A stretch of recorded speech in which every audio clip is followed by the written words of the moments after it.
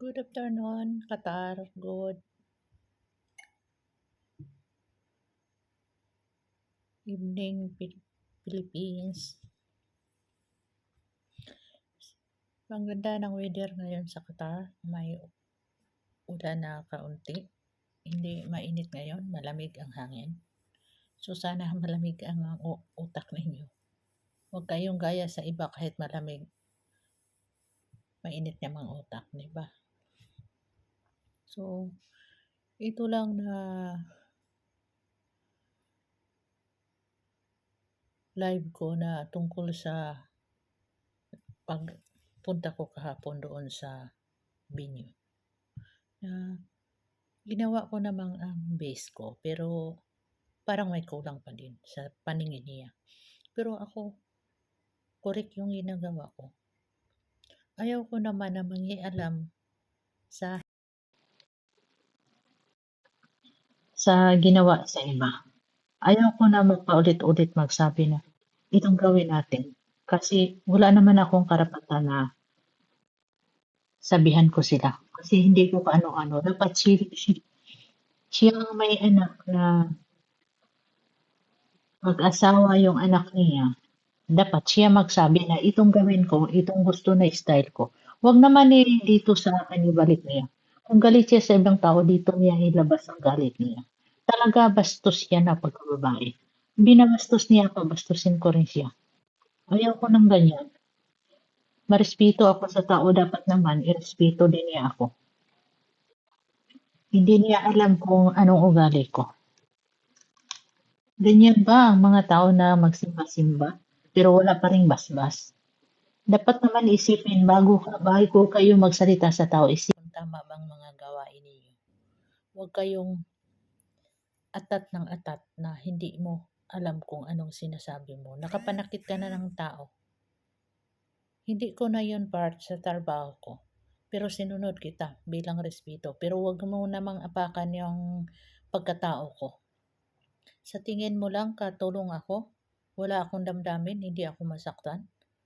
Sayang lang pagsimba mo na 5 beses sa isang araw na wala pa ring basbas, di ba? Ayoko ng ganyan. Promise ko, hindi na ako sasama sa iyo hanggat kailan. Hindi na ako sasama. Isama mo lang ako, parang ipahiya, parang ano. Hindi naman siguro ako tanga mga pagkatao. Gawin mo akong tanga.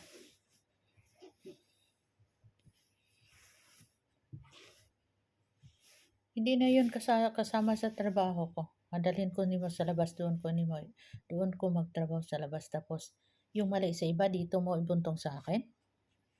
Mag-isip ka naman kung may utak ka. Para sigurong utak mo, parang empty na. Parang lusaw yung utak mo. Huwag naman ganyan.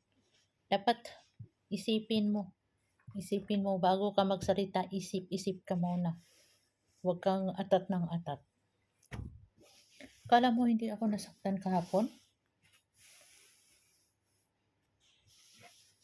Bilang respeto sa katulong mo, huwag ganyan.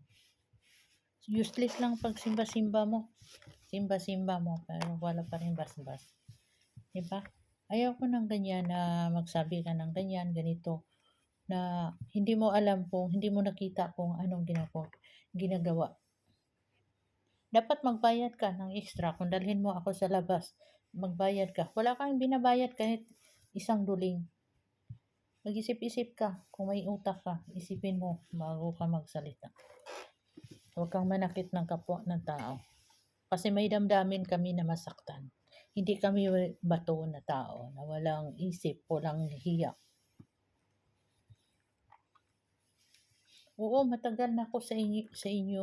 Nagtiis ako, tinitiis ko lang kasi gusto ko na yung mga anak ko, professional yung mga anak ko. Sawa ng Diyos na professional yung anak ko, pero ang sakit ng damdamin na pinagdaanan ko sa inyo.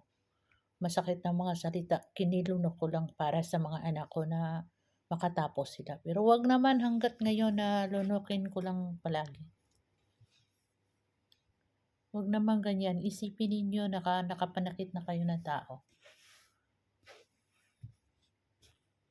Wag naman ganyan. Ayaw ko sumama, pinipilit niyo ako, tapos ganyan lang yung ibigay niyo sa akin. Pangako ko sa'yo, hanggat kailan, hindi ako sasama. Promise ko ngayon. Tandaan mo yan. Wala akong pakialam na, at talaga sinungaling ka. Sabi mo na, bawal ang video, bawal mag-picture. Pero bakit ang daming nag-video kapon? Ang sinungaling mo. Kapal ng mukha mo.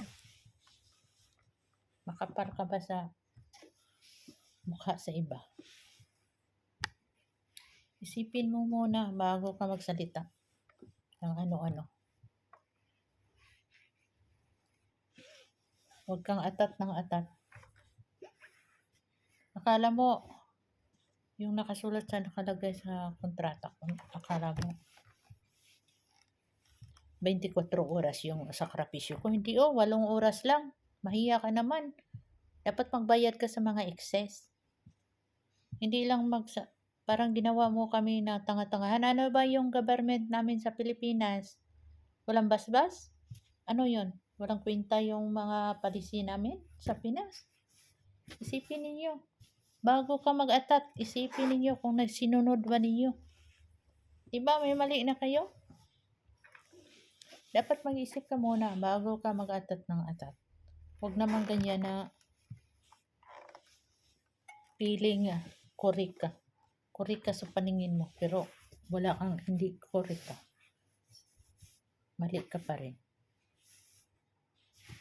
Hindi mo lang alam bakit ayaw na ako sumama sa'yo. Hindi mo lang alam kasi ako silent lang na tao, pero parang napuno na ko. Gusto ko lang ipalabas kung ano ang nagawa mo sa akin.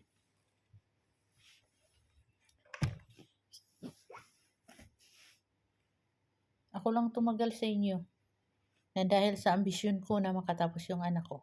Pero hindi lahat na bagay na ipahiya ninyo ako.